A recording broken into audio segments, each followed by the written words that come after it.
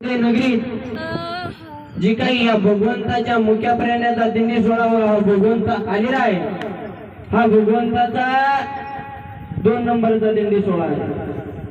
मामांचं सांगायचं तात्पर्य म्हणजे आपल्याला एकच, मी ज्या बोलतोय आपल्याला ती भाषा समजते। या भगवंताचा जो मुख्या प्राण्याचा दिंडी सोहळा येऊन टेपलेला आहे, हा 2 नंबरचा आहे।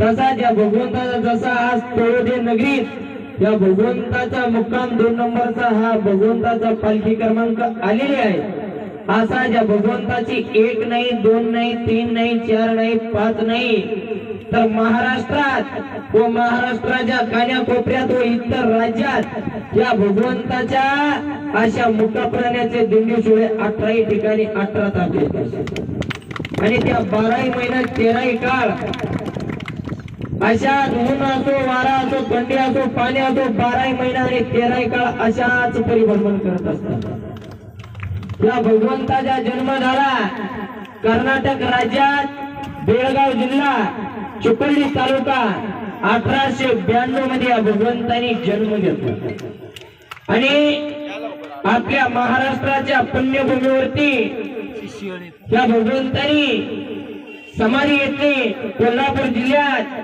बुजुर्ग तालुका आदमापूर या गावात मरमुबाईच्या मंदिरात त्या भगवंतांनी 1966 मध्ये समाधी घेतली।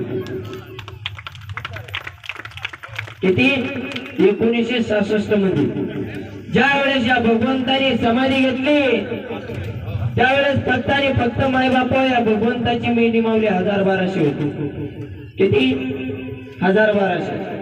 मामाने काय सांगितलेलं होतं, हे उघड्यावर सोडलेलं माझं बिडी बंडल आहे आणि जर का या बिडी बंडल म्हणून एक बिडी जरी कोणी वडायचा प्रयत्न केला तर 1.25 महिन्याच्या आत हा बाळूधनगर त्याचा हात किंवा पाय काढला नाही तर जगात बाळूधनगर नाव सांगणार नाही, कारण हे संतांचं कोड्यात असतो बोललो।